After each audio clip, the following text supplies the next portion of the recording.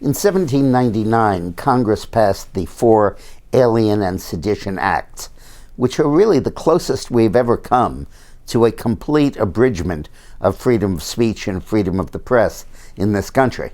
A horribly misguided series of acts, and one of their big legacies is they led to the Civil War.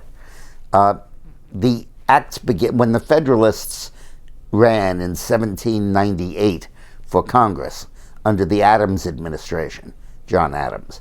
They were very successful in winning top-heavy majorities in both houses of Congress.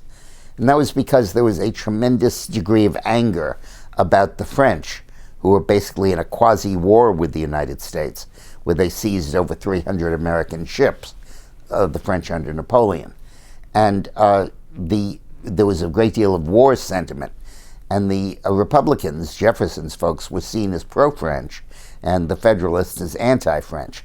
And when the French demanded that our negotiators to France, our peace envoys, pay a bribe before Talleyrand, the foreign minister, would meet them in what was called the XYZ affair, that really sealed it. And America began to move decisively anti-French.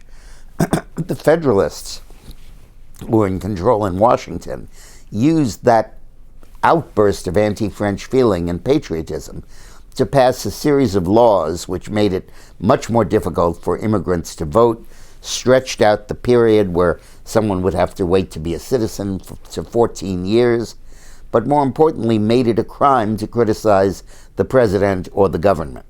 And they were passed overwhelmingly.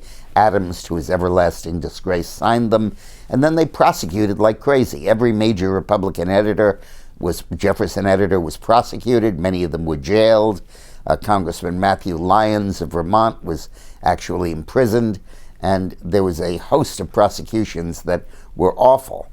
And the issue remained into the election of 1800 and played a big role in Jefferson's defeat of Adams for re-election.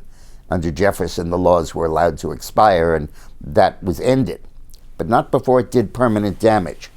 When those laws passed, Jefferson and James Madison, retaliated by getting favorable state legislatures to pass resolutions in Kentucky and Virginia declaring the Alien and Sedition Acts null and void in those states and announcing the right of nullification, that a state could nullify the actions of the federal government.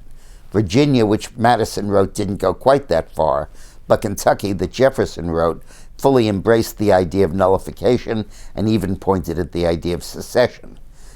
These laws had no practical effect because the federal jurisdiction overwhelmed, but it really put the two founding fathers, Jefferson and Madison, on record in favor of the Southern position that ultimately led to the Civil War. And it was sort of the intellectual beginnings of the idea of states' rights nullifying federal construction, even under the new Constitution. Thanks for watching.